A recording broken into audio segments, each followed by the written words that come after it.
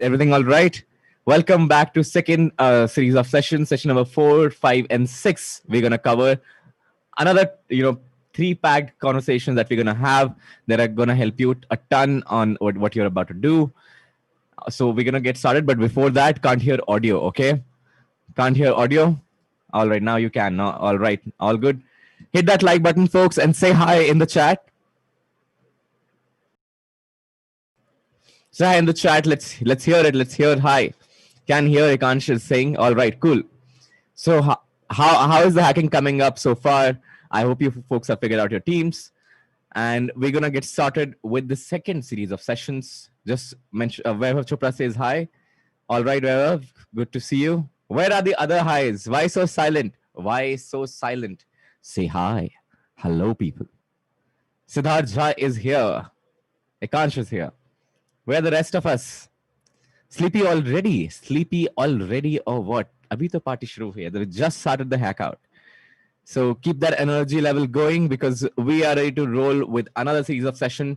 The next one is fascinating. Like this one, I'm super kicked about. The next up on stage is a session on no code by Madhuri Maram. Like she's well known in the industry for her work on no code and the amount of sessions and programs she has on no code. So Madhuri, for those of you who don't know no code and Madhuri builds products using no code experience school, and she has more than 8 years of experience in designing products for Fortune 50 brands like Amazon, Vodafone, Philips, and many other startups and businesses in India. She also happens to be a good friend of mine, and I've like always had pleasure to host her in multiple events here, including welcoming Madhuri. Madhuri, hello and welcome to Hackout. Hey, hi. Can you see me? Obligatory questions. Can you see me? Yes, we can hear you. We can see you. Can we hear and see Madhuri? Say if you can, say that in the chat. Say that in the chat. Say hello, Madhuri, in the chat. Make sure you hit that like button as well. Madhuri, the stage is all yours. Thank you so much for the warm introduction and thank you for this opportunity again. Hey, Let's get started. And I'm so glad actually people are here. I was wondering they will go for the IPL. I was not sure.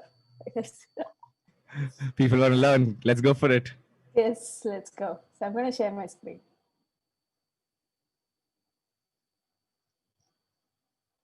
One moment. So my session is aptly named Hacking the Hackout because I was wondering like, how should I actually enable a people of hackers who want to get together and get started? So I wondered about the definition of hackathon, right? And then I was like, what exactly is a hackathon? Then I broke the word, right? And then I was like, okay, hack and a thon. I'm just going to forget about the a-thon because it's marathon, pretty straightforward, basic. So we're going to go into a deeper version, which is hack. What exactly does the word hack mean in multiple contexts? People say crush it, people say break it, they want to take a shortcut, they want to improve it. A lot of different connotations people talk in terms of being a hackathon, right?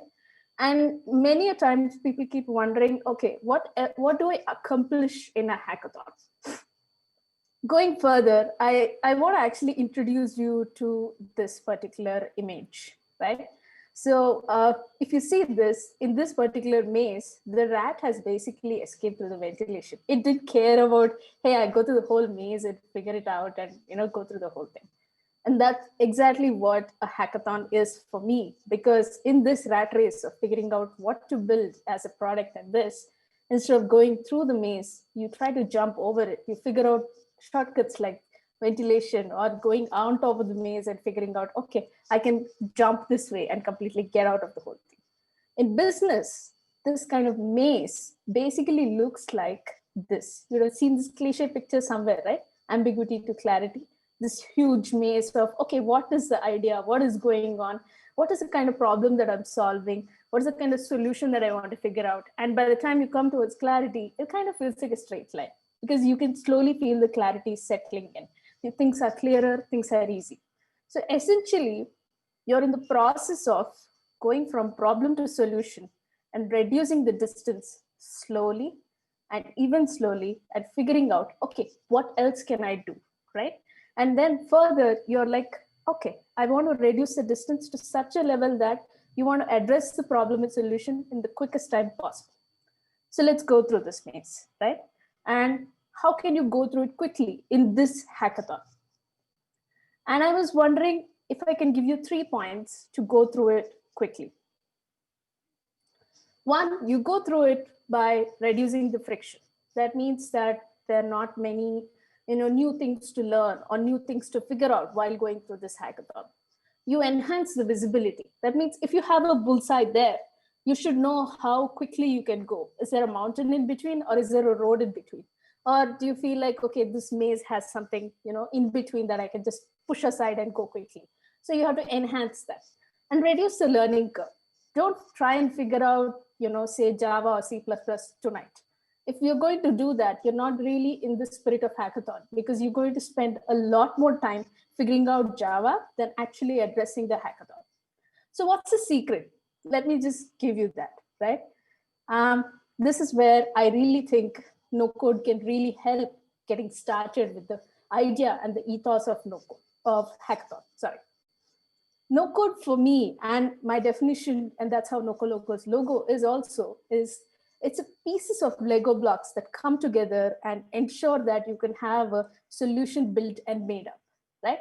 And you essentially build these pieces together and create a solution to validate this problem and go to market very quickly.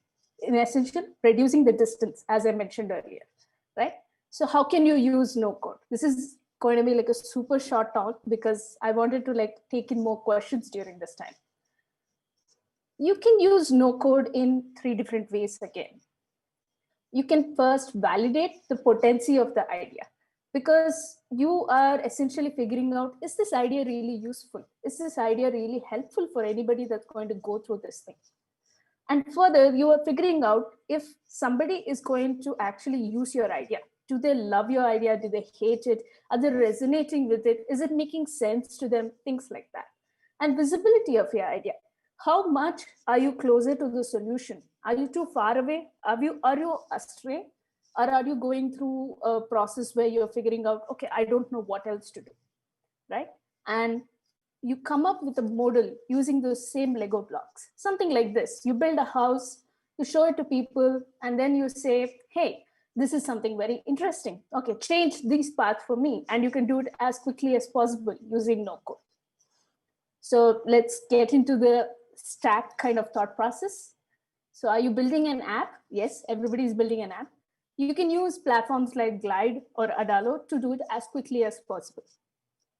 Today, you can do a Glide app, which will allow you to, say, host an e-commerce store, or you want to create a paid private course app, or a small fintech app where people can log their expenses and show that this thing, that PWA can be created in less than 4 hours. Or Adalo, if you are comfortable with design and you just want to get the whole thing get and moving, then you can use Adalo. You want to make the information speak to one another, then you can use something like Zapier. Instead of dealing with multiple APIs, coding them from scratch, go ahead and just tell Zapier, accept this particular application from this. So for example, if you want to send data from, say, you've got a form data in, say, Typeform or something like that, and you want Zapier to know that, put it in Google Sheets or send this email to somebody once they sign up. Zapier can do that for you today. You don't have to sit and bring 2 APIs together. Are you accepting payments? Use automated services use platforms like Stripe or Razorpay to accept payments right away. And almost all no-code platforms have access to Stripe. That means you pay 2% and you can get going, accept payments, and validate your idea. Are you trying to build a website to communicate your idea? Because essentially that's what your customer will see first, a website or an app, right? So if you're thinking of a website, use Card or Webflow to ensure that people can quickly build their websites. You don't have to sit and write a front end, put a div component and say, hey, this center aligned, padding left 35. You don't have to do any of that. This thing can be visually done and get started as soon as possible. If your idea is valid, then build it in no code. If you're, first build it in no code and then go ahead, break down the Lego blocks and see what parts can you make code. That's a completely different process of its own. So I hope this helped you, hack your hackathon as quickly as possible. My method also was to hack this doc. And if you have any questions, I'm happy to take them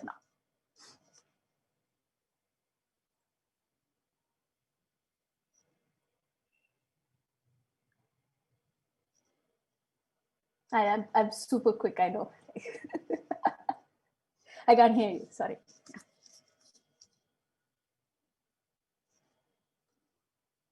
Whoa. Hello, Madhuri. Hello. All right, we're gonna. So that is fascinating. So you basically mentioning that that's true. Like that no code is always mind blowing for me. You were saying that I can reduce my time to shipment in Yes. features by 50% if I go Yes. for no code tools. In fact, many things I may drop because I don't know how to code, like payment gateway and all. Yeah. If I just go towards Stripe and all, you're saying I can do it within span of 48 hours. You can do that. You can generate invoices. You can tell Stripe once a customer is created, send them an invoice. You don't have to sit and do all of that. Yeah. That is awesome. That is awesome. Awesome. And where can we learn more about no code tools, Madhuri? Where can we search more and read up more? So I have prepared a document. You have to give me 20 minutes. I will send it to you. And you guys, I made it specifically for Hackout. And this is done so that we curated this collection for people who want to quickly put together the products together. So give me that moment. I'll send it over to you guys. Yeah. Thank you so much, Madhuri. Thank you so much. That is so nice of you. That is so kind of you. Let's have Madhuri OP in the chat, folks. Let's have Madhuri OP. Thank you for that awesome session and for the upcoming document that came up. That's gonna come up. All right, Madhuri. Do we have any questions for Madhuri? And you can always ask me EMA, but I'm looking for right now. All right, Madhuri OP is happening in chats. We need the document. People now want the document, Madhuri. Now I could said it. But if you guys want to do a quick demo, I'm up for it. I can show you how to get an app running with a bike cart as of now in 10 minutes. That'll be awesome. That'll be awesome. Yeah. So let me open up. Give me a moment. Right, so I'm going to open up. This is one of my favorite demos to do, and it always shocks people how quick it can be.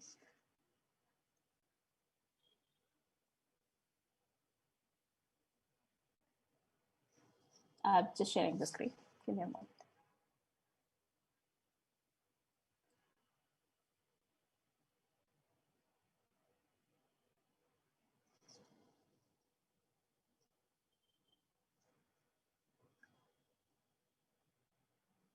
Can you see my screen? Obligatory question. Yep. Can see. So this is Glide Apps. Glide Apps allows you to build an app from Google Sheet as soon as possible, like for free and in 5 minutes. It is what it is, right? But there are a lot of intricacies to it. I do want you to understand that I have set up a few information ahead before getting started, right? So I'm going to go ahead and click on create a new app. Give me a moment. It's going to log in and do all of this, right?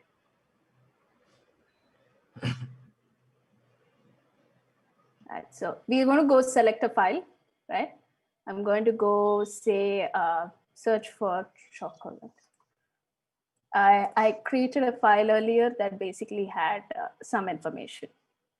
So let's say accept. Going to say pick a Google Sheet. Give me a second.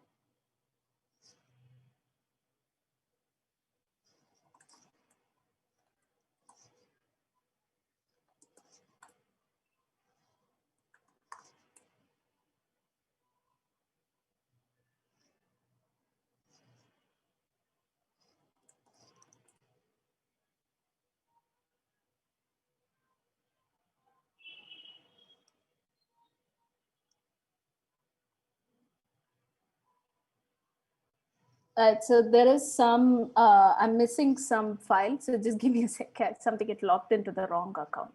Hey, no problem. We'll wait. Yeah, 1 minute. Till then, I'll talk to the chat. Yes, I'm sorry about that. Yeah. Hey, no issues. All right, chat. Ashish says you have said a lot. Clearly, Madhuri in within few words can summarize a lot of things for you. That's why I love her conversations with her. All right, regarding payment, how can a hackathon project go to have a demo using Stripe, which is not available in India, or Razorpay using a company registration in India or individual accounts? You can use Razorpay. You can use Razorpay, register yourself as an Indian individual and do it. You can do all that. Yeah. Yes. So it usually mimics the business thing of the country. Like as an individual, you can do business in the country. So as an individual, also you can sign up at places like Razorpay. Right. So I'm ready with the file. So let's start. Yeah. Can you see my screen? Yep. Yep. Okay. So I had this data set called as coffee and chocolate culture in India. I am extremely passionate about these local produce. So I just wanted to experiment and see how can we bring in some data for things. So I set up the sheet earlier like this. So you can see the sheet here. So I had something called the homepage, which basically talked about the coffee and chocolate culture. I had some coffee brands here that basically said, hey, this is Blue Tokai, you can go here. This is the availability. I'm going to go ahead and add, say, a buy, okay, price button here. And I'm going to say this is going to cost some 220 rupees. So we're just going to go drag this information, right? Now that this is done, we'll do the same for the other categories as well. Right? Now let's go here, hit refresh. And it has taken in the data, right? I'm going to leave the home as it is. Let's go to the coffee brands, right? So you can see that it has already loaded it as a list, right? So we're just going to see that there.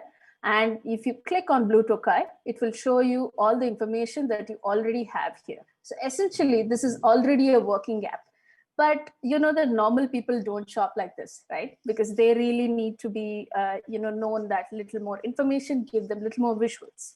So let's click on cards, and we go quickly to here, the settings here that say, okay, the image is a brand image, the header is a brand name if you want to, or you can just say no, and then brand and city of origin. And you can say half the size. So they look like this. And you can increase the thing to a square. So they can show the whole logo here, right? If you want to do horizontal scroll, like this scroll like this, you can do that. If not, if you just want to have vertical, and you can have as many columns as you want, right? So let's go ahead and say outline, and that's about it. We're done. The first outline look of it in this page is over. Now let's go deeper. And here is where we want to see, okay, once this title has this image, so the logo and the name is okay with me. Instead of link, I want them to go visit the website. So we're going to go delete this, right? Let the availability and let this price go away. Go add a button. Let's say button. And let's say visit website, right? And let's give this a transparentish color. And this can come you can use a custom, or you can make it auto-generate based on the column that is available here. Now let's go to the features and say open link. You can do a lot of things with open link. You can say show form, show sharing options, sign in, Zapier. That means you can send information to Zapier and get it back, right? And you can just click on, say, okay, link to the screen. Now this link is to the website link of Blue Tokai, right? So that means once I click here, it goes to bluetokai.com. I don't even need to pull an additional finger, and that's about it, right? Now you're asking me, okay, do I have to do this for every single screen out there? No. Once you do it in one screen, it repeats the same thing all over again. And you don't have to do it again and again. So some things, when they don't have the image, they're going to come up like this. So Glide recently introduced a beautiful, version that they wanted us to check out. So let's see, right? So brand images here. We're going to go check if the features, let's see that feature image. Going to click on that. And style.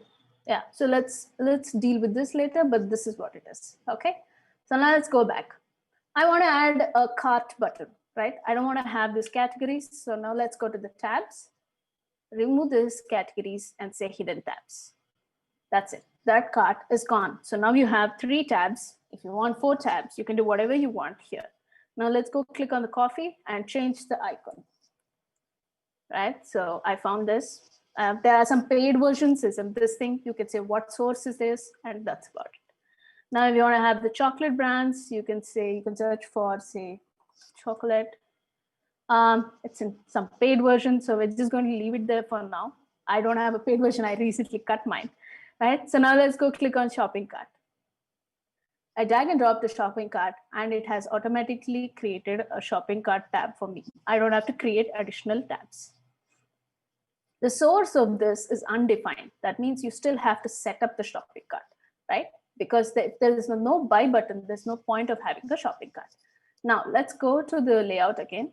Click on one of the coffee brands and add a button here that says buy. Okay, so let's search for the buy button, right? Now I can just say buy now, right? So this is just a sample, guys. You can do a lot more with this and change the currency to INR. Ensure that, because if you're saying 4,000 and if you put USD, you're going to charge 4,000 USD. That'll be horrible, right? And you can say require and add to shopping cart. If you want to display the Stripe logo in the bottom, you can. The product info is basically the brand name, and the description, if you would like to keep it as anything related to this information, you can have it as well. No product ID, you can do it. So this is called as Q. You can use this, you can add an additional column here that says Q on the left side and make it a product ID. So for now, I'm just going to keep it what it is. And the price is the price, exactly. Now let's go back, click on buy now here. It's been added to my cart. Let's go to shopping cart. Blue Tokai has been added to my cart and I can click on checkout and add my payment and I'm done. I place an order. When I place an order, it's going to show up here. So it's going to give you a message that an order has been placed and I can do that as well. So let's go get say a Stripe sample credit card. Testing cards. Right, so let's go get this. These things don't require you to have any of these things. So let's go get that. Can I add in a name? I put in my address because I need to connect it. Okay. It's not my address. I'm just going to say local. Right. Put my payment details here. Right, and authentication key, anything in the future.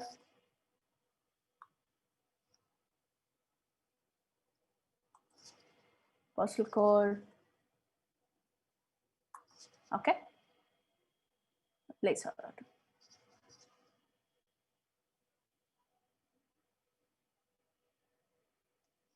Order has been placed. You even received the notification that the order has been placed. Seriously. And we can see that the app sales record the test purchase here from the item and all of this processing link that you can go to Stripe and figure out and get all this information in one place. That's it. So this is how simply you can create a quick app that can accept payments, that can accept, you can do anything you want with these kind of apps. So I hope this helped you and I'm happy to take in any more questions that you have at this point. Holy damn. Wow, that was fast. Let's have Madhuri OP or fast OP in the chat, folks. Don't you agree? Hit that like button and let's keep it running, Madhuri OP in the chat. That was amazing demo. That was, people are blown away, Madhuri. That was amazing. Like I did not expect, like what, 5 minutes? It was just like 10 minutes. Like wow, including payments, including yes. Features. Damn. That was really mind-blowing. Thank you so much for that demo. And now there were some jokes. Madhuri can make apps faster than Chintu from White Hat Junior. Investors should be lining up outside her door instead. So we love teaching this, and especially when I do this in demos, people are like, are you serious? It took my brain a little while to process. It is insane, Madhuri. Thank you so much for this amazing demo. People, if you have, let's keep having the Madhuri OP in chat. And if you can find Madhuri's link in the description. You can find Madhuri as, you can just search for Madhuri Maram. You can find her online at various places and do catch up with her on Discord. All right. That was that. And let's have Madhuri. Madhuri, you should see the chat. Like Madhuri OP is. I should chat. is Oh, wow. it's on, it's on. Like people are, it's really amazing what the demo we had. All right, folks. All right, Madhuri, we're gonna see you soon at AMA. Yes, yes, I'm available for the AMA. See you guys. Yeah. See you. All right, folks. Wasn't that mind blowing? That like I'm still processing it. What just happened? Wow, that was insane. That was insane. Next up, we're not gonna waste any time because we are running ahead of schedule, which I like. So let's keep it going and have our next speaker in line. The next one is again from Headout Insiders, and I'm super excited to present Akash. Akash lives and breathes in web browser. Akash Goel, for those of you who don't know him, he's helped build technology for several startups in various capacities around a decade now. Those names are like Run Long, Headout, Instamojo, and like tons and tons of names that you would have heard out there. When not busy with his full-time job, he's always found tinkering with some side projects and bring them to life, including streams with other folks. And you should check out his Twitch channel as well, and tons of like he has endless stuff of side projects. So without any wasting any time, I'm happy to welcome Akash Goel. Welcome. Yeah, thank you, Sid, so much. Madhuri, that was an amazing, amazing session. My mind was blown away. I haven't really seen no code being used and abused like that. Mind blown. Awesome. What I'll do is I'll just quickly share my screen and we'll get going. Just give me a sec. Meanwhile, folks, please hit that like button. We are nowhere close to the number of likes as number of people watching. Very unfair. Let's hit that like button. Such amazing speakers, such amazing demos for you folks. Like, where will you take that like? That like is not gonna be saved. It's not gonna earn compound interest. Hit that like button. Give it away. Give it away with love. Just give me a sec. I'm having a little trouble. No problem. And I'm gonna keep an eye on the like button till then. Still keeping an eye. Not there yet. Let's keep it coming. Let's keep it coming. Yes, you can deploy that app as well, Ashish. All right, I think we have a screen share. And So over it to is you, all Akash. good. Can you guys hear me and can see my screen? All good? Yep. Awesome. Let's get this party going. So, welcome to my clickbaity, sort of a title on side hacking with a full-time job. It's one of those unicorn dreams of being able to keep building products and keep churning products. My name is Akash Goel. I am an indie hacker in a part-time capacity, and I also am an engineering manager at Headout in the full-time capacity. Right. So talking about a full-time job, right? A full-time job after college is, one of those अच्छे दिन promises we received ever since, we were in school and college, beta ye 4 saal khatam kar lo and then everything will be okay. Congratulations if you already have a full-time job. Getting those, first-time jobs is practically one of the most delightful feelings you ever have. Something that makes it all feel worth it, right? At least in my case, it was. Placements are a great way of doing that. Hackathons even more so, right? And kudos to all of you for sort of making sure that you are in the right path of finding that next best opportunity in terms of an internship or that full-time job. I personally found my first job via an hackathon, and I think I have done pretty well ever since. Right? It also makes a ton of sense because you end up finding employers which hire you for the actual skill set that you present to them, right, in front of them via the the hacks that you sort of build and products that you ship in as less as 48 hours, right? It's a full-time job is pretty much very different from any experience that you've had so far. It sort of gives you an experience which allows you to grow outside the shell or the bubble that you have sort of belonged to forever, for 20 years in your life. It allows you to pair with some really smart folks who have done some really good work over their entire careers and their lives. It allows you to have sort of a third inning in your life, right? You did school first, you are in college now. Personally, for somebody like me, I was super shy back in school. I was super confused as an undergrad. Didn't really know what I wanted to do for my career, right? Uh, Work sort of gave me that fresh meaning and perspective to friendships and relationships. And some of my best buddies are people who I have built some of the best products with, right? And to be honest, very few of them are engineers, right? And a bunch of them are product managers, designers, and marketers, and like the list goes on, right? So it's sort of a great opportunity for you to build a diversified network of folks who you cherish and enjoy working with. Just a quick side note before we sort of jump to the core topic. Once you have that, full-time job, optimize for learning, right? Optimize for and fight for those projects that help you level up, that allow you to take ownership and deliver, and pick those jobs, pick those opportunities that optimize for those points, so to say, right? Jumping to the core topic of side hacking, right? Once you have a side full-time job, though, why side hack, right? It seems sort of a anti pattern, right? I mean, you did so much hacking to have a full-time job, and why keep side hacking, right? And I think I believe that you folks know that answer much better than I do. I mean, you guys chose to show up for this 48-hour hackathon, and you chose to do something in such a short amount of time. You are practically creating something out of nothing at this point in time, right? You're sort of solving a real problem that either you have faced in your own life, or you have probably witnessed somebody else facing in their own, right? But you know what, side hacking needs ideas, right? And where do ideas come from? So we're going to spending some next 5 minutes trying to think about, how can you keep that bulb, keep switching on in your head, where you say that, hey, you know what, I have this new idea and I have a side hacking worthy idea. So let's talk about ideas and where do they come from, right? After all, I mean, you do need one to hack on, right? And I believe that the best of the ideas come to people who actually have a deep desire to make a difference. It could be in their own lives, it could be in the lives of people they know, or they hold familiar with.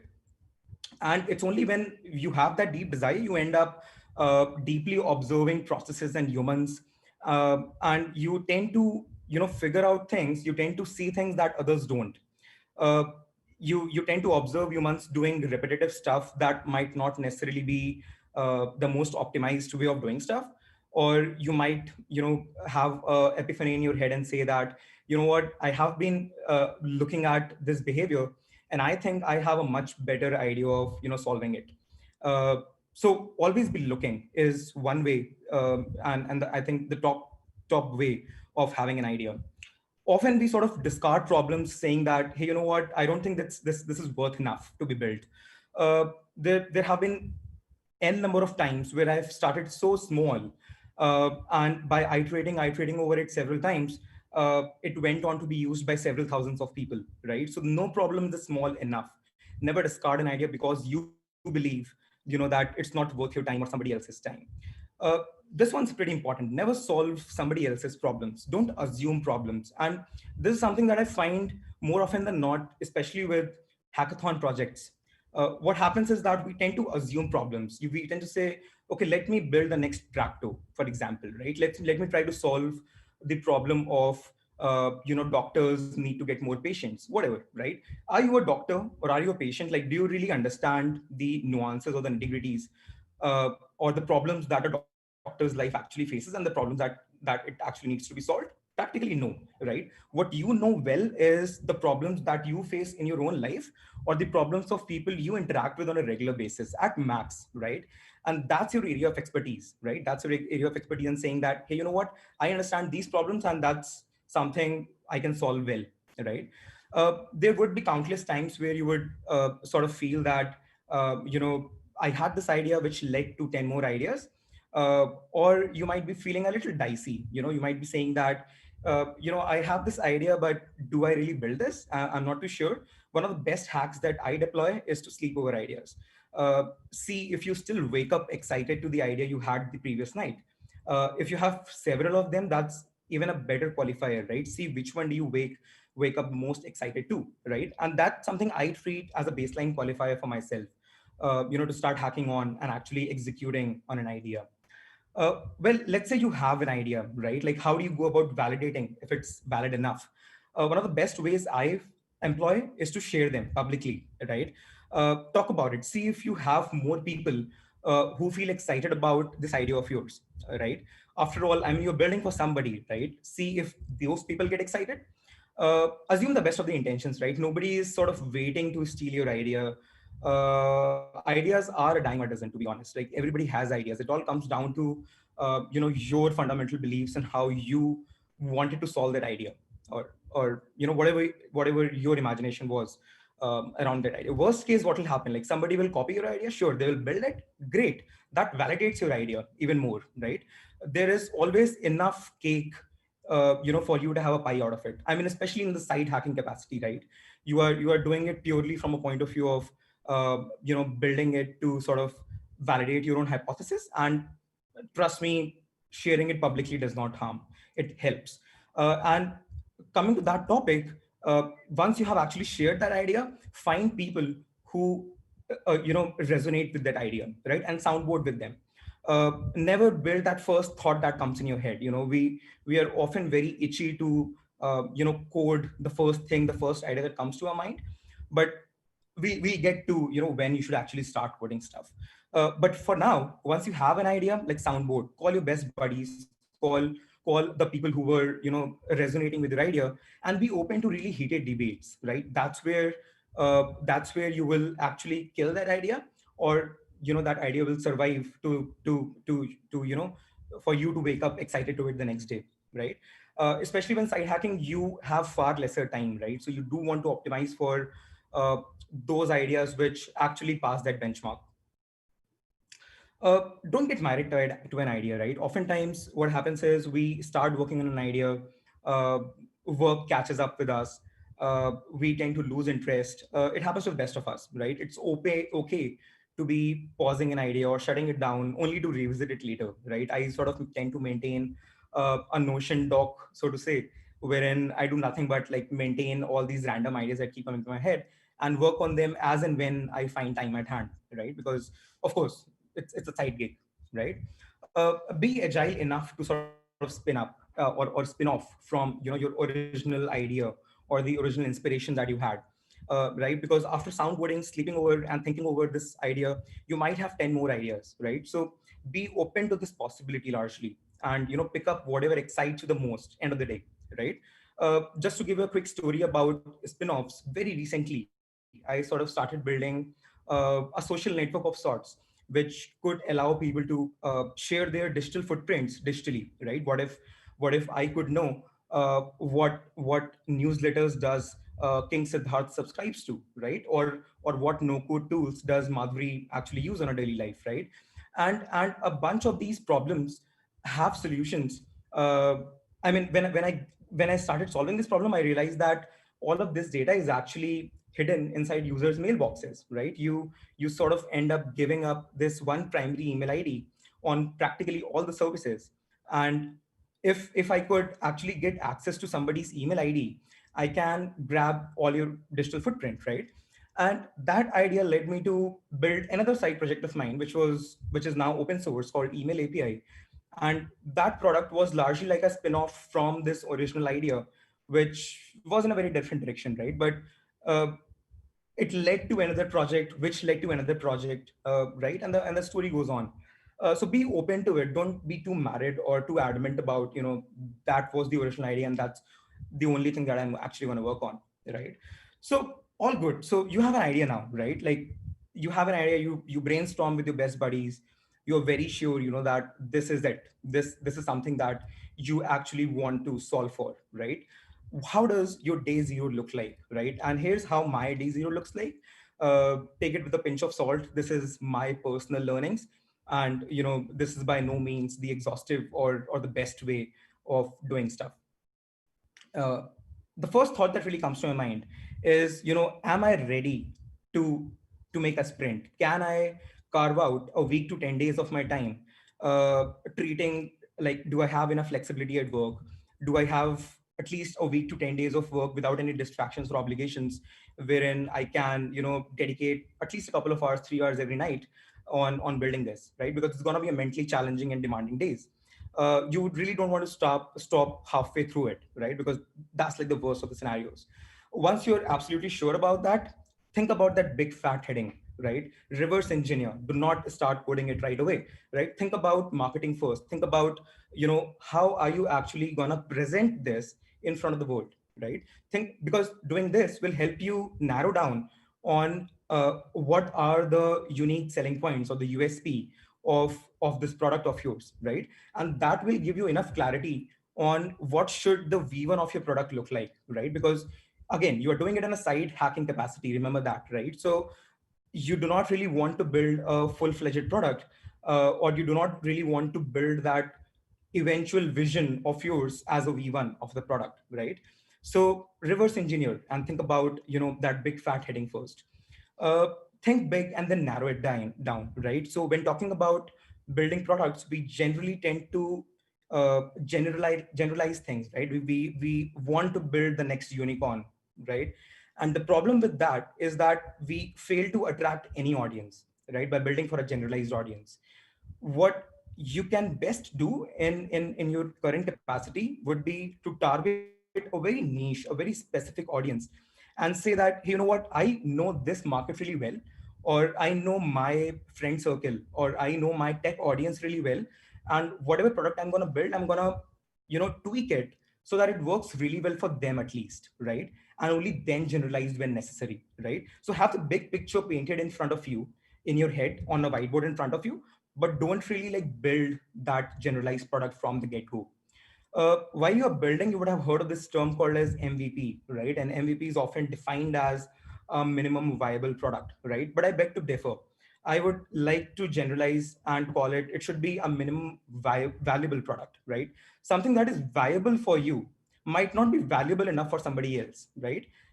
Just because it's easy for you to build does not mean somebody else will want to invest their time and energy and sign up on your product to try it out, right? So largely think about value first, right? Don't think about viability first, right? Thinking about viability here is like a rough, like a three-step process. You could think about it, right? When building product, you could build something that is not real enough, right? Something that is super simple for you to execute, but not something that is good enough for somebody to try out, right? The other thing could be just enough, which is what we are aiming at, right? Build something that is just enough, which is something good enough. That is your MVP. And of course, this goes without saying, far a lesser in fidelity compared to the perfect product that you could build if your V1 were to succeed, right? If it were to attract enough audience, enough traction, only then you should be aiming for that perfect product. uh, so when you start building this MVP, how do you really build it, right? And I try to build it with the path of least resistance. Do I really need to code everything? Is the first question I ask myself. And Madhuri did a great job at sort of explaining that you do not need to code everything. Your first side hack could very well be a Notion doc, or it could be a WhatsApp account, or it could be an Instagram page, or it could be a Facebook page, or it could be a Google spreadsheet or a Google doc. Do not really think about coding first. What's the best way for you to put an MVP stage product out in front of the audience? Find the path of least resistance, because you do not really have so much time at hand, right? You really want to optimize for the best case scenario and just get past the initial barrier of the first product V1 launch.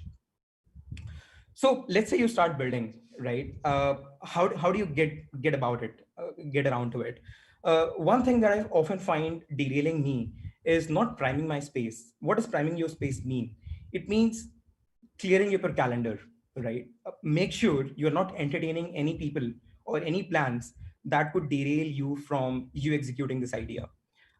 You need to prime your space for top performance. Make sure you have enough leeway at work. Make sure you have enough space personally to be able to execute this idea. Uh, know your promoters. Know who can you reach out to once you have this V1 ready. You yourself will not have enough audience, barring a few of us, who might have several thousand followers on some social media. I think a lot of us will have very few followers or a very small reach on the internet. What's your next best alternative? Your next best alternative is to be in good books of people who know a lot of people, correct? So build, instead of building this audience yourself, reach out to the people who have this audience. Reach out to them, keep them posted. If they like your idea, they would be more than happy to spread the word, right? Cold DMs are okay. Just don't sound spammy. Know your promoters, reach out to them so that by the time your V1 is ready, by the time you have sort of continued filling them up, they are already in loop with exactly what you're building, and they're more than happy to spread the word about your product. So largely, my day zero looks like knowing the outcome. My day zero looks like, I want to have complete clarity on if I'm building it, what am I exactly building? Who should I be reaching out to, and so on and so forth. So once I have this clarity, what does my day one look like?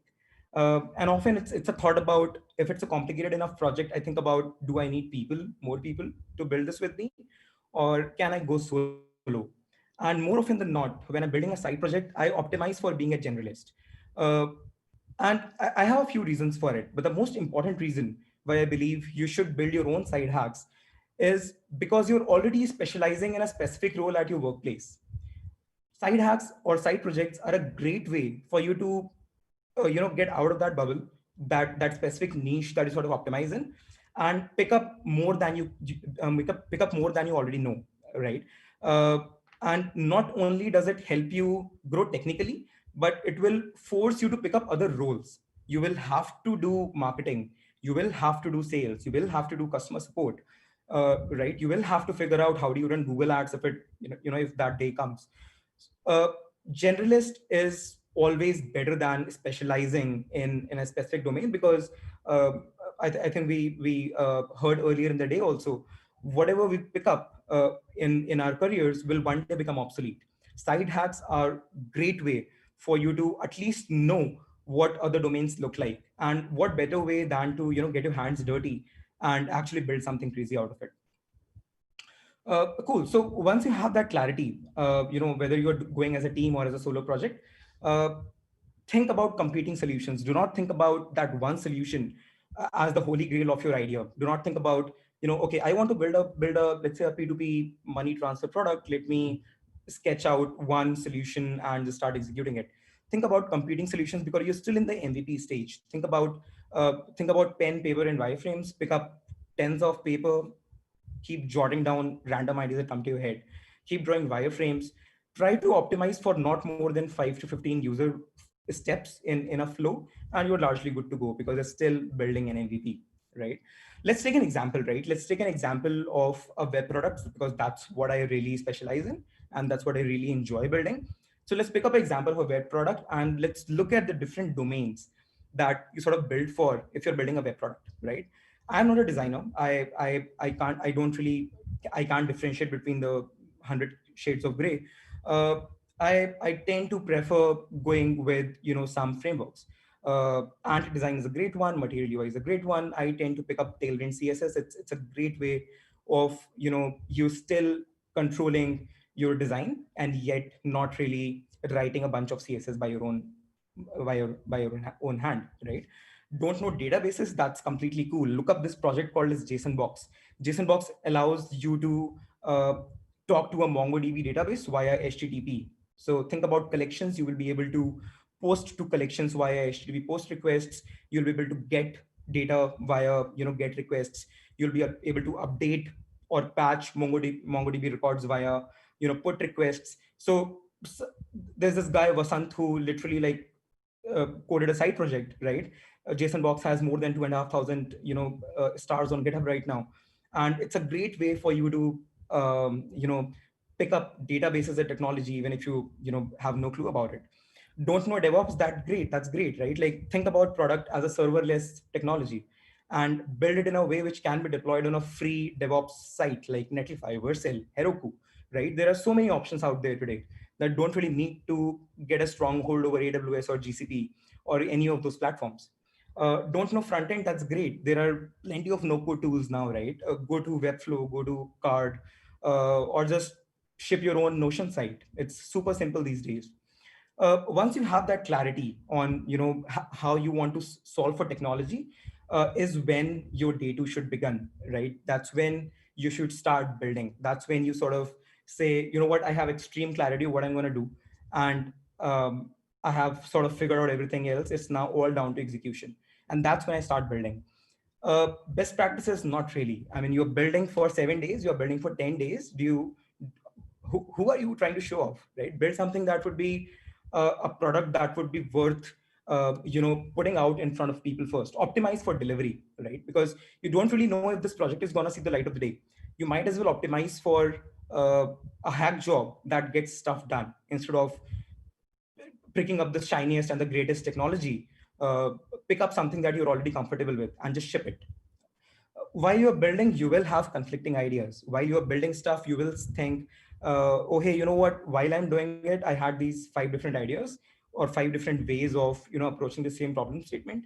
And this is where you need to go back to the drawing board and say that I am very clear on what I'm building for this week, and I'm not digressing from it. I am agile enough, but this is an alternate thought, or this is not really fitting in the right plan. I'm not going to be building this, but I'm going to be noting it down on a pen and a paper or on a Notion doc, and I'll come back to it whenever needed. Uh, that's a very common thing that happens to me almost every single time I'm building stuff. Uh, Create a beautiful facade, right? And that's something that I'm sort of super excited about these days, especially because it's so easy to create a beautiful looking landing page or a beautiful looking design banner and just put it out on social media. That first look should be really attractive, because it's very hard to convince people to sign up on your project, on your product. You might as well tempt them with a great USP that you have put out on a landing page or on a banner.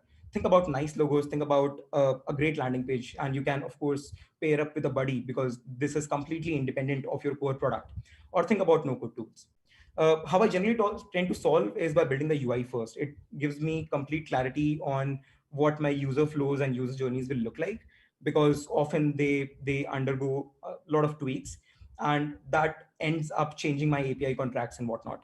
Uh, a few recommendations will be to work with real like data. Use libraries which help you to fake real data. Like, don't use lorem ipsum $citamate libraries, right? Use libraries that will actually inject real paragraphs, real usernames, real people names, real images, because that helps you actually see how the product is going to live or look like when it ships and real users start using it.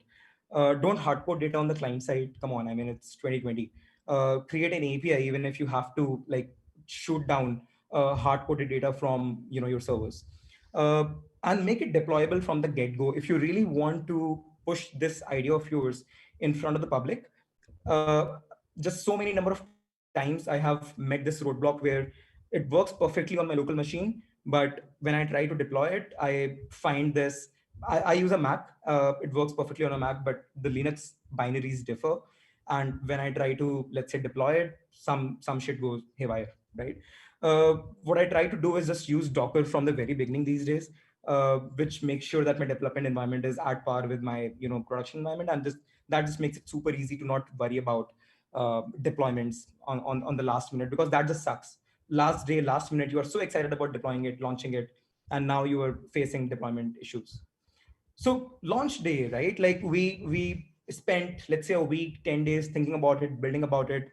And with all the adrenaline rush that sort of happens with building it, we tend to go overboard and just push all our links on Hacker News, Product Hunt, indie hackers, Reddit, shoot it down on WhatsApp groups and whatnot, right? I would request you to wait and take a step back. This is just a V1 of your product, right? Do not go so overboard. Showcase your trusted network first, right? Talk to some people who were your promoters, who you reached out to earlier, who showed interest in that idea of yours. And have a local demo first. Show in that private circle first. Gather some feedback and iterate, because what you have built would have been a very very draw product that is only and only your brainchild.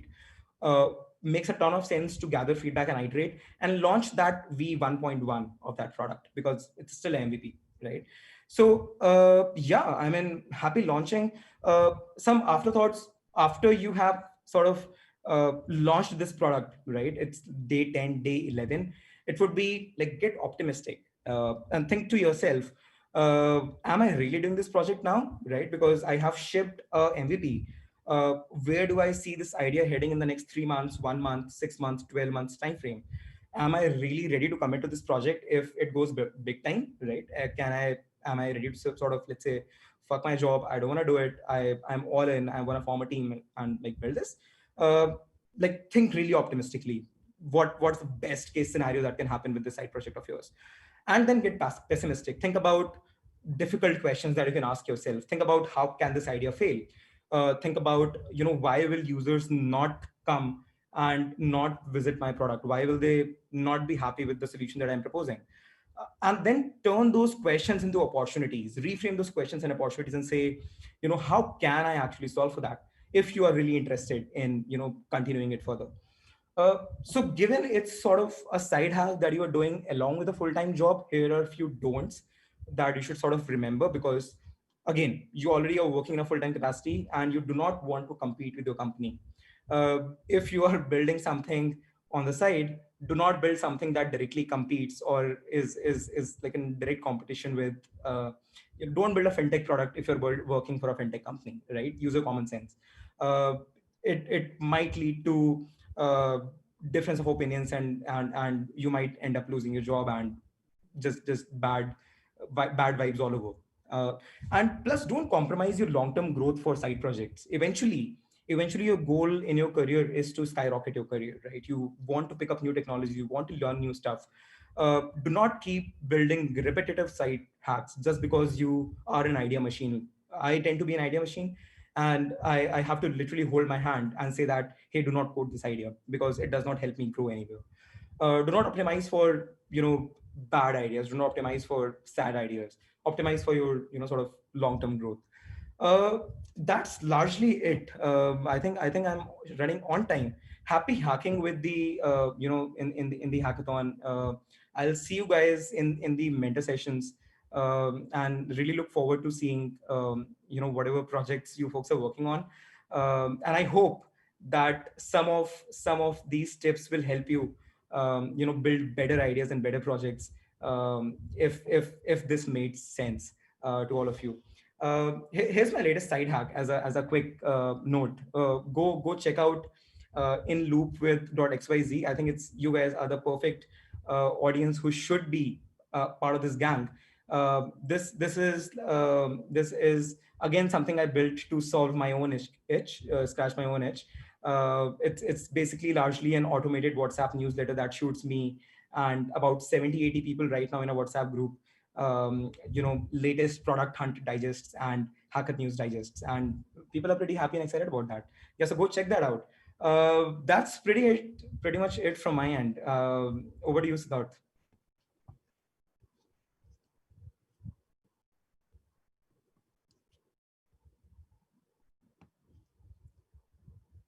All right. Hello, hello, hello. That was awesome. That was awesome, Akash. Like so many, learnings that were hard earned. I remember for all of us. You have summarized it so well.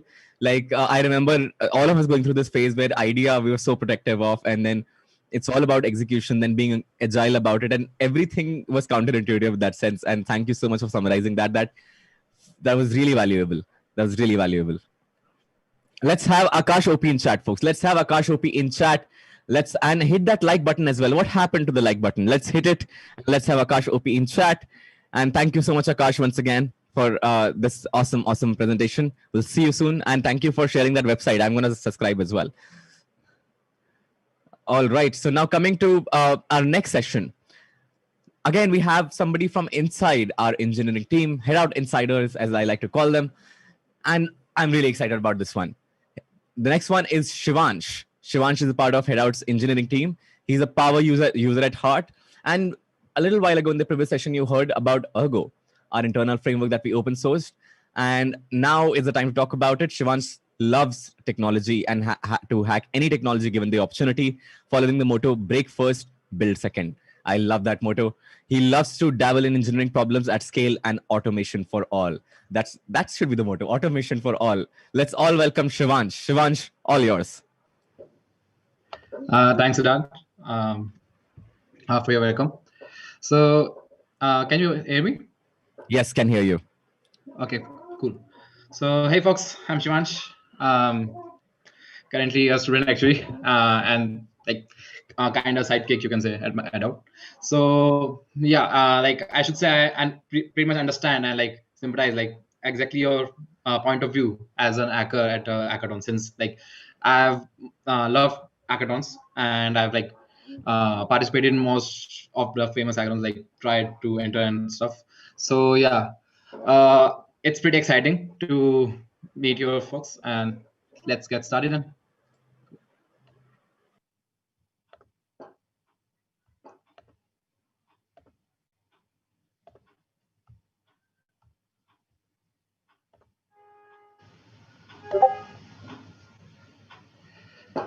So can you see my screen? Not yet. Now we can. Yeah. Cool.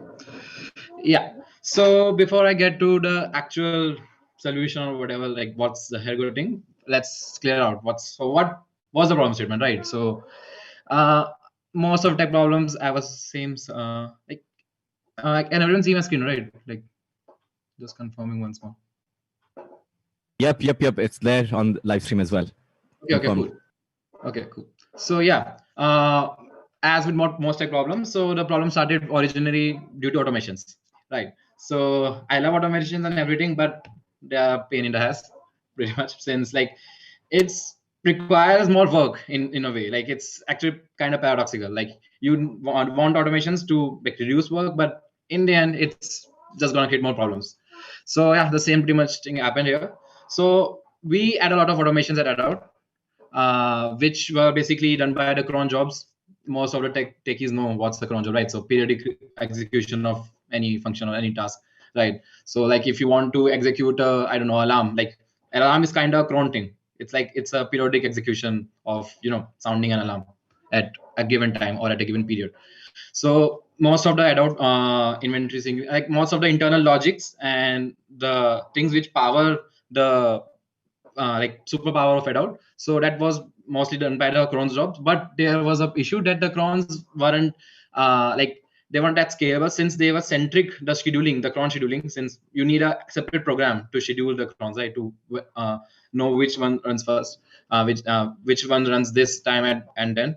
So that was centric to the application code. So what do I mean by that? So it basically means that all the crons were basically in the code itself, the logic, and when what's the cron period, or as you know, the cron tab format. So everything was there, and it was scheduled, like the program which was running was in the app itself, which was also in the backend. So you can say it's not a proper division of labor.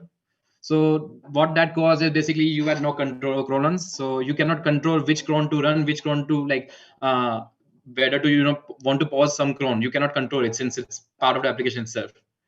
And you cannot edit the cron metadata without a release. So you need to first change it in the code, git commit, git push, make a PR, release it, and then deploy it. As you can see, it puts a really hard break on the release cycle, and it actually makes things slow, as you can understand. So the automation part is not exactly a tech thing. Like you are not coding to automate it. Like once it's everything is set to automate, you don't need coders for that.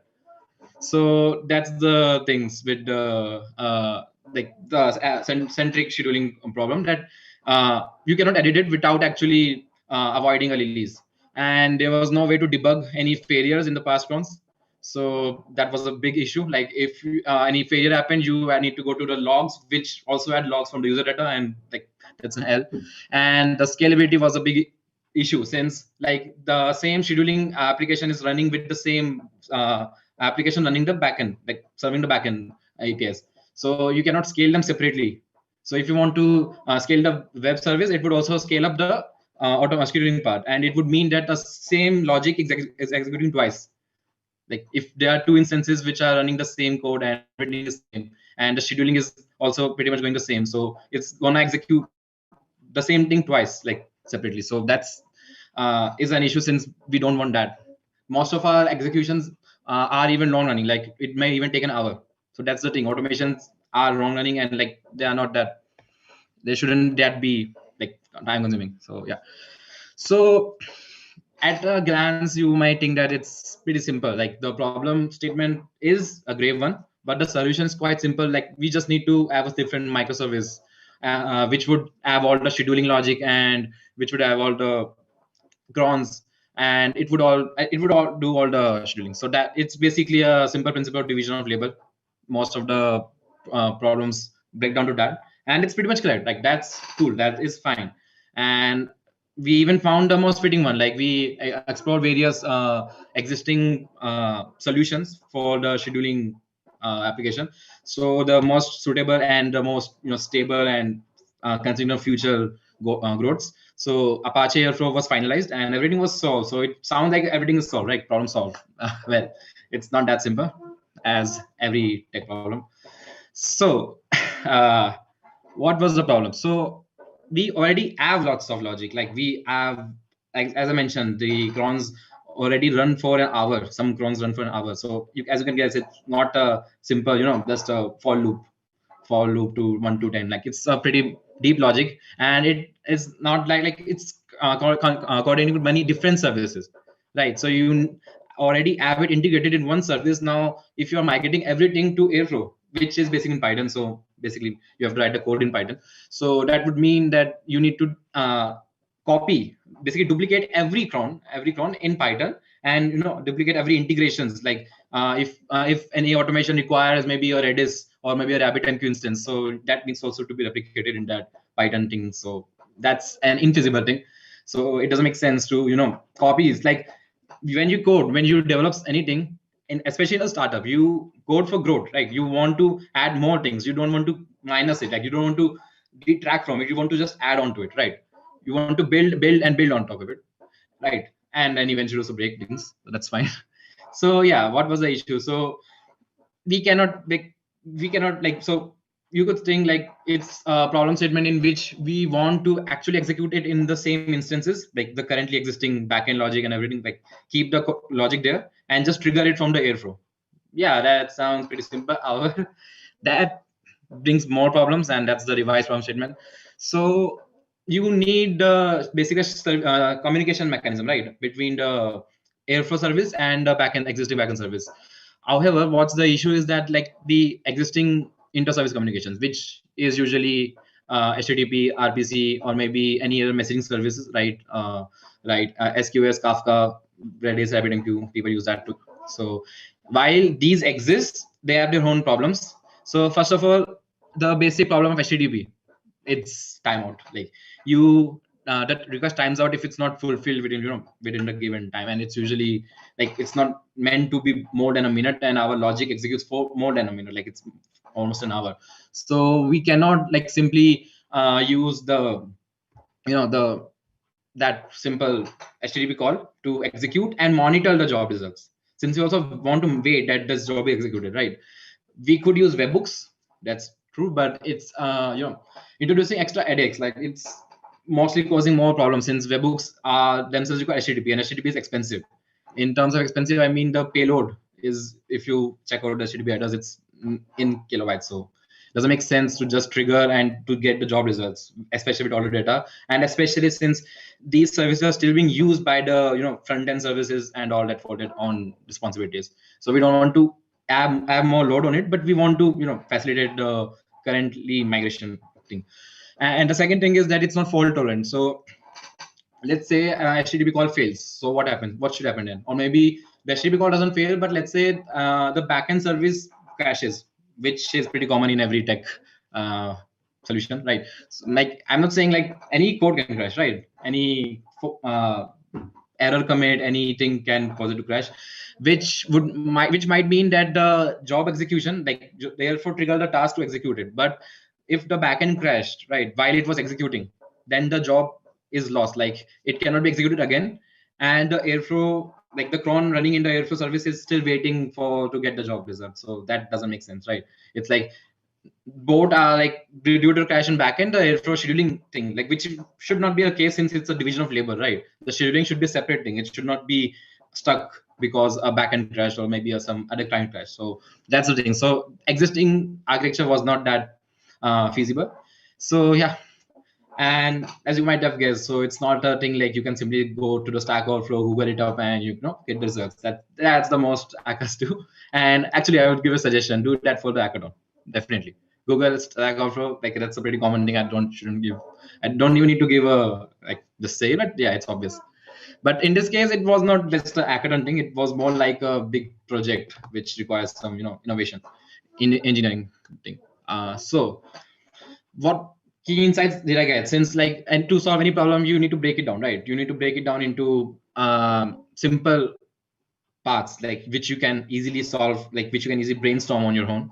So what I understood and what we discussed in our meeting. So we obviously wanted to follow the microservices principle, right? We wouldn't obviously just make it more. So the logic should be separate. That's clear. That's cut and clear. So there should be a distinct service for scheduling, and there should be a distinct service for task execution, which would actually run the job, right? And that just basically means the backend, right? The existing backend, which already had all the code. By the way, it's in Kotlin. So yeah, Kotlin Python again. So yeah. So the requirement now, the problem statement now is different. So the problem statement is now is to actually make a solution, make an architecture which allows the airfloating to offload, like offloading task, like offload the task which were meant to be executed on the backend service, right? And the offloading should be done in such a way that it can be monitored, right? If some failure happened or anything, so it should be able to be debugged from the scheduling, from the airflow itself, since that's the one executing it, like triggering the execution. And so the problem statement is task offloading. That's pretty nice word. Like you can simply Google it up, and there are certain ideas. Like obviously, many companies have such a problem statement. It's not a new statement, and what most companies use is something like things like there are many fault-tolerant communications, inter-service communications. It requires communication platform between the two services. So there are existing great platforms like Kafka. You can use Kafka messaging service. Most companies use that. Like I know Swiggy use that, and there are different lots of services which uses that. Then there's RabbitMQ. People use Pulsar. People use Apache Pulsar. Like there are lots of solutions. Some are proprietary, some are open source, some like yeah, and some are hybrid actually. Like anyway, so what we wanted obviously was to make it general solution, since our goal was to build it for the community, build it for a dev community. Since it's like building for a dev community means like you're gonna get more insights, like more smart people. Like we are adult. I've met many smarter people than me during my time when I interned there. So while it was smart, but obviously the world is so big, like there are going to be lots of other more smart people. And the beauty of open source is that you're going to get more people, like more smarter people, more intelligent, more innovative, and people who can actually also help contribute, actually help grow it to the next level, right? So we have an idea, we had a problem statement, but to actually make it big, to actually make it useful, and to actually make it future sustainable, instead of just a local Swiss knife, we decided to innovate in such a way that, like, our end game is basically simple, right? I mentioned that we needed to make it open source, right? And the architecture which we engineer finally should be such that it should be a future sustainable, like it should be able to be contributed by others in the future, and it should be much more modular, and uh, more growth perspective, right? From a growth perspective. So our end game was basically to engineer a fault tolerant architecture. Fault tolerant is pretty important, and which basically use a bleeding edge messaging platform. Basically, that I imply by the bleeding edge here is basically that it should be not just a thing of the past. Like it should not be dependent on HTTP, like legacy things. Like should be built on the bleeding edges, basically the ones which are being used by Amazon, Google, Facebook, etc. So basically that means it would have more support in the future. Like it wouldn't just die out, right, one day when people just go, fuck it, I am not going to work on it now. So right, so it's the communities would be pretty into it, right? And the architecture should be using the messaging platform which I mentioned between the scheduling and any backend service. It should be generic. Our call statement was just to trigger a task on a Kotlin code, right, on a Kotlin backend which uses Spring, by the way. So that's a pretty specific problem statement, but the point is not that, right? The goal is just not to build it for Kotlin. The goal is to build it for Python. The goal is to build it for like every other library language which would benefit, like which would benefit from such a way of a task offloading mechanism. right? So it was certainly a challenge, no doubt, and I definitely enjoyed it. But yeah, it was during some months. Yeah, it was not just a 1 month project. I think it certainly took 2.5 or 3 months to be exact. Yeah, more like a Google Summer of Code in a nutshell. But I wasn't paid by Google for that. Yeah. Anyways, it, so yeah, hold my beer, and now I introduce Ergo. Ergo is basically an open source project to basically facilitate this problem of task offloading and job operation monitoring, right? So, uh, okay, so any idea why would I code it Ergo? Like you can just write in a comment. So like I would check it out later. So let's have a dibs. Like any anyone who guesses it right would, I don't know. I will decide on a reward later. Yeah. So yeah. Um, so what does it do? How does it work? The name is okay. Ergo, something. What does it do, right? So I would first start like you understood that it's basically for the task offloading and the job result monitoring combined. Like it solves whatever problem. So from the key insights you got that there should be a generic client software, right, to use this platform, and there should be it should be integrated with airflow, right, to basically communicate any task request. So I will just explain in 3 steps how does it work. Okay, so what does like any cron which runs on airflow would send a task request to sqs queue. Okay, so sqs, I won't go too much into what is sqs since like that's a different topic, not relevant. I didn't actually go into Airflow either. So like both are their own topics. Airflow is by Apache, SQS is by AWS, like mostly affiliated and branded by AWS. So yeah, SQS is basically a queuing messaging services. Like it uses queue, so it's not a a push pull service like SNS or AWS SNS and sorry, the like sub publisher subscriber model. It's like it's different. It's not PubSub. It's not Google PubSub. It's not AWS SNS. It's SQS, which basically uses a queue. So as you might have studied, like you definitely studied and probably not forgotten till now, that SQ is basically FIFO. Like in this case, I'm using a FIFO queue. So basically, obviously, the first task which goes in should be the first to go out, right? So that means that everything would execute in linear order, and in the order which basically means like the earliest task should be executed first, right? Now the second point is basically the clients which will be using the Ergo library, powered by Ergo. They listen for the new jobs from the queue. Okay, so they listen from the queue and pick up jobs, and they execute it. Okay, very large simple. And once the execution is done, the third point, once the execution is done, the result, or maybe it threw an error, maybe the exception, it caused the function caused an exception, maybe, right? So both of that, like obviously different status codes, so that would be replied back to the like via the SQS queue, which like a different reply queue. Okay, so you can say that. So let's get into where's the code, right? So right now we started with Kotlin. Kotlin is love, right? So we started with a client for Kotlin and subsequently Java, obviously. So it's, you can find a documentation there. Not gonna open it like what that.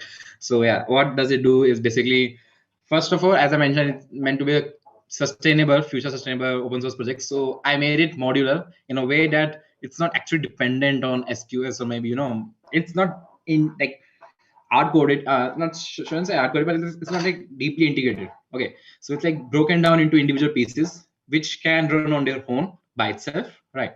And you, if you want to use maybe some other service like different from SQS, maybe you want to use SNS or maybe something like that. So yeah, you can find the documentation here at this link.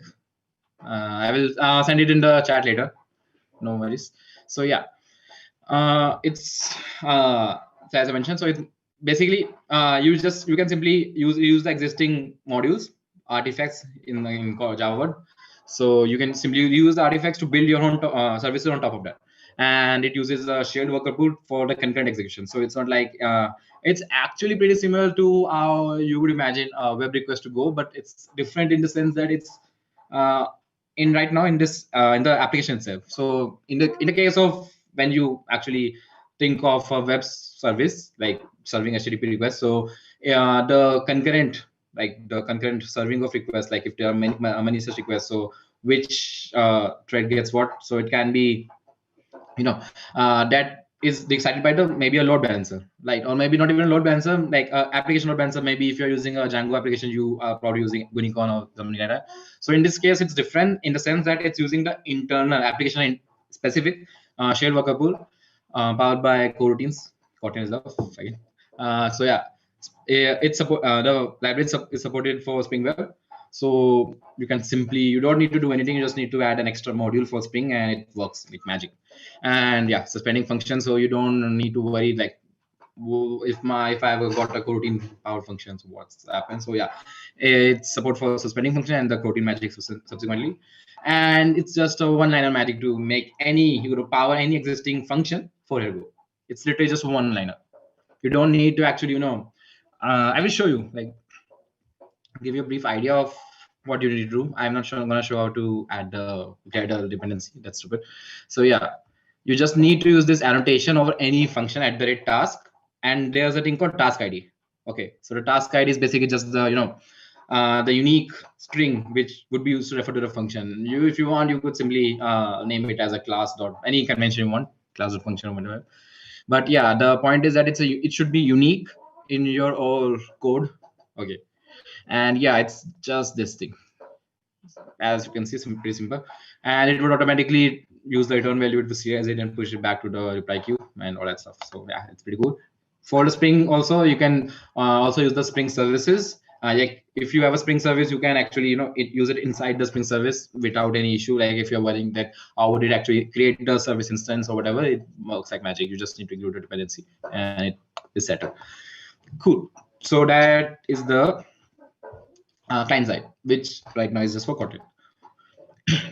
For the Airflow side, like complementary for the Airflow, we created a plugin called like Ergo Airflow plugin. You can find it on Adult organization. So what it does is basically it's again for the purpose of task offloading, and it powers the Airflow to, like, it actually you can say it basically decides, like it provides first of all some basic operators. If you are not familiar with Airflow, so any cron in Airflow is defined by a Python file. Okay, it's defined by Python code, in which you define something called a DAG object. Okay, and what's a DAG object? So basically, you probably studied, and you actually studied in the engineering class, that DAG is basically a directed acyclic graph.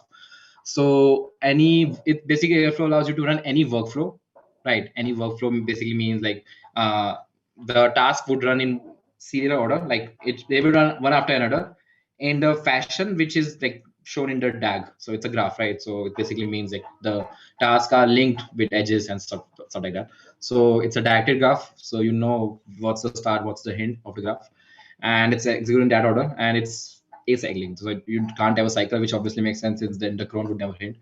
So yeah, what you do is basically in the Python code, you just write a DAG, you specify what are the tasks like in the DAG, like in the workflow, and that is called operator. Like the one executing the task is just operator, and you just pass it the parameters, what thing you want, right?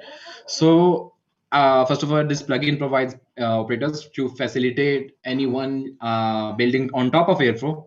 Any existing Airflow infrastructure can be powered for Airflow just by integrating this plugin. It would create necessary DB tables, UI changes, and all that stuff. Since Airflow is pretty flexible, that's the reason we chose Airflow, by the way.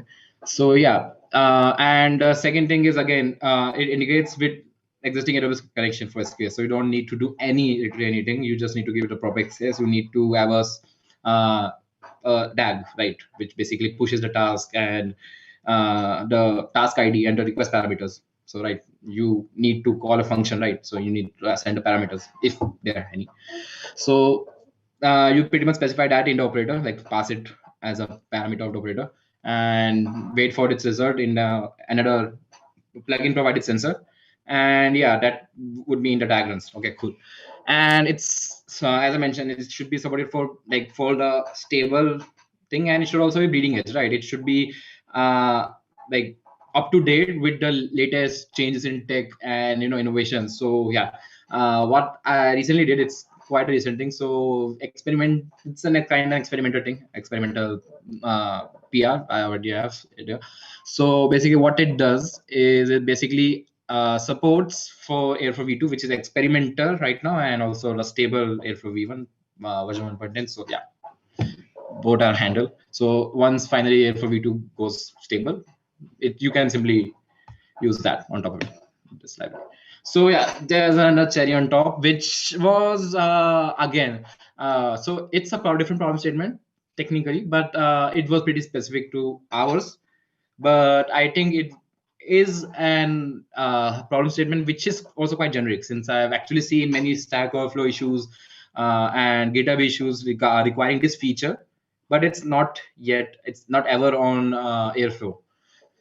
So yeah, it's a pretty demanding thing, but no one's built it yet. So yeah, here's what we built. So it's basically called a DAGN. It's another Airflow plugin, which basically allows dynamically generated DAGs. What does it mean? So basically it means you don't actually need to code it in a Python, as I'm pretty much mentioned, right? You need to code a DAG in the Python file and pass it the parameters and everything. It doesn't make sense, since our goal initially was to remove tech from the automation part, right? Or tech build automation thing, it powered it and everything. But now once it's ready, the tech should not be brought in to just write a Python code with just changing just the parameter, right? Since you would have hundreds of cron, right? Right now we have I think 40 crons running, 45 crons running, which uses this Ergo. And right, it doesn't make sense for a Python programmer to just write a different files and just change the parameters value. And anytime SO team or any operations team require a change, you need to ask a tech team. That's the manual label, the R block which we want to remove. Like it sucks. It actually sucks, right? So what we this DAGN basically does, it basically allows you to create the same cron which I mentioned needs a Python file to do, is basically does it by in from the UI itself. So it's pretty interesting. So what the developer needs to do is basically just needs to provide one template, since yeah, you need a template for the graph itself.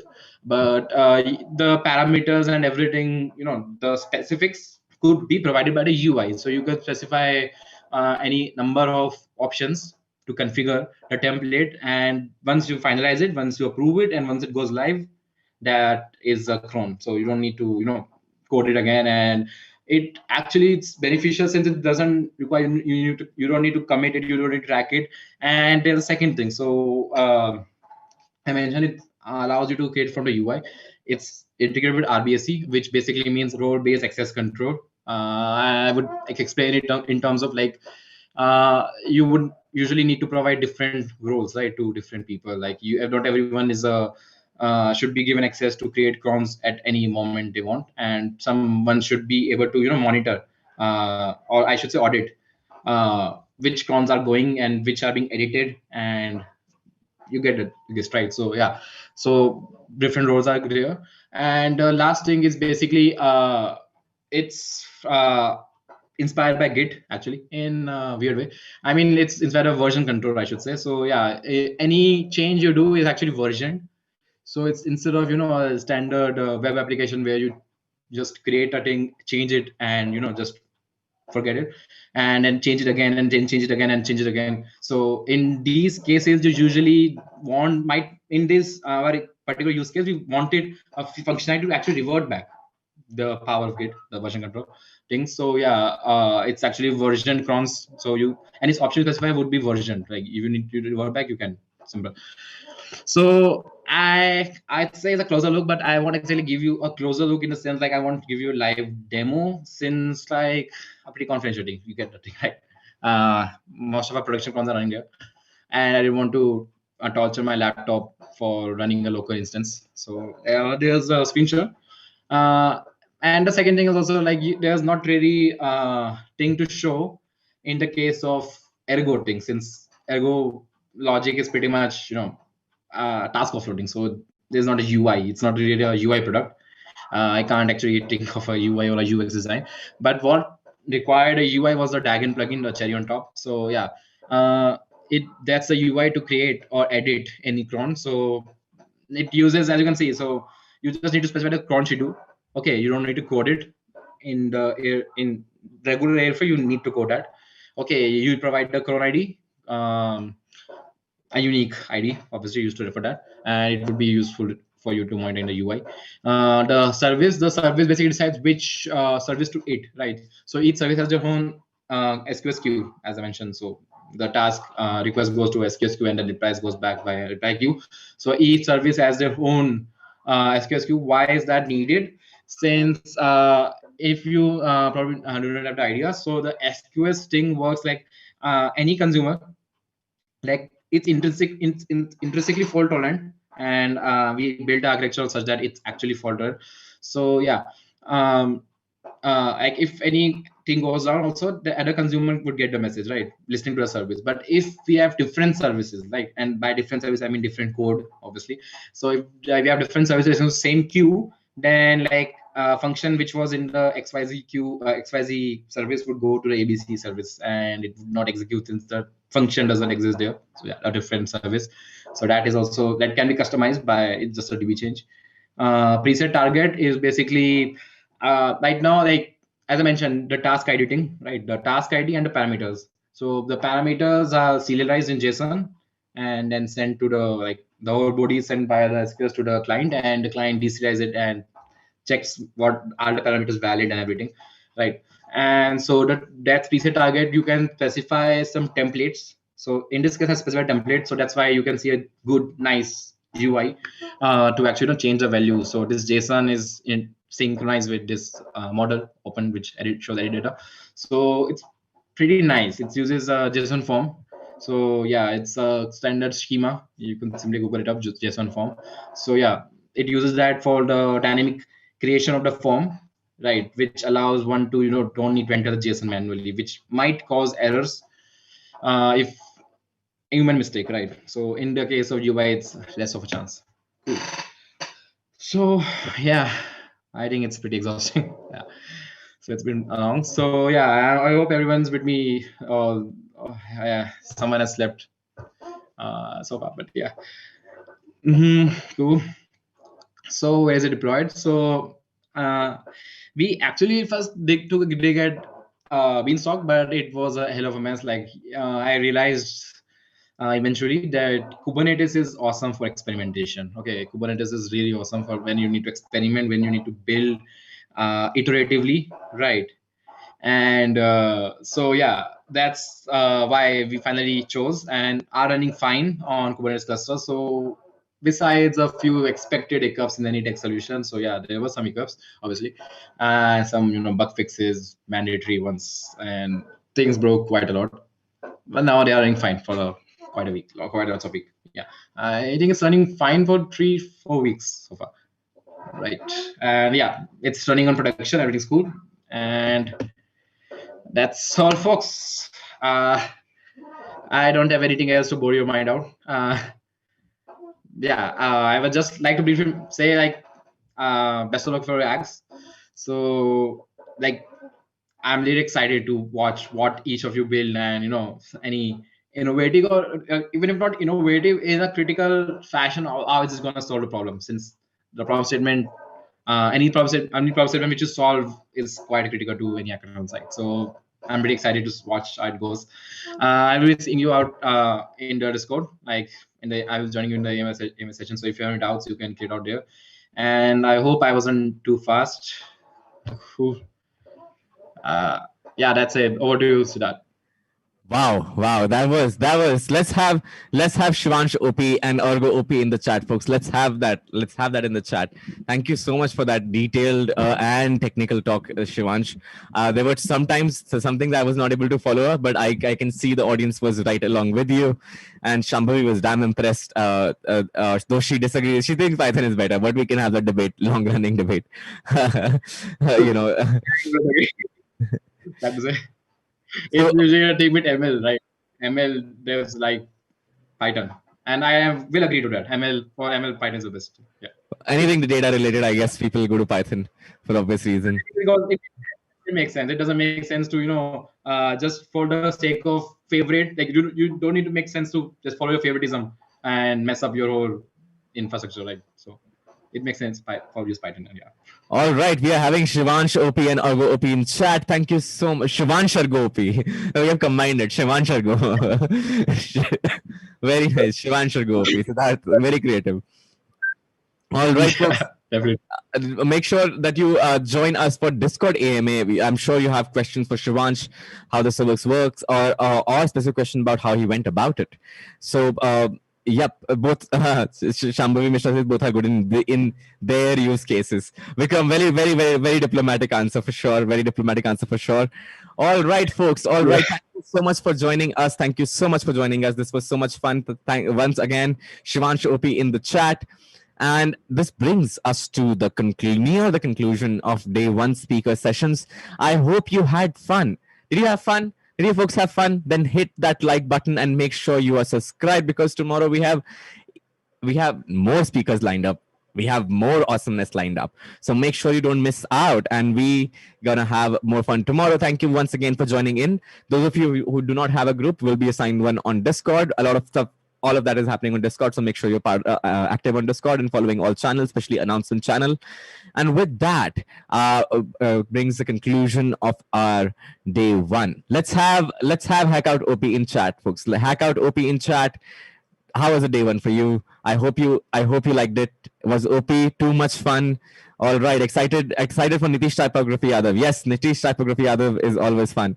Hackout OP is happening. All right, folks. All right. Awesome. Folks, make sure you join us for the AMA, which is starting at 9, I believe. So we are closing ahead of time. That is awesome. Like in technical talks with demos, I've never seen anything close on time, and this is before time. So that means awesome. Kudos to each one of you and our speakers. So loved it so much. Thank you. So folks, once again, all the best for hacking. Happy hacking. Good night. Bakher, Shubhratri, Sayonara. I'll see you tomorrow.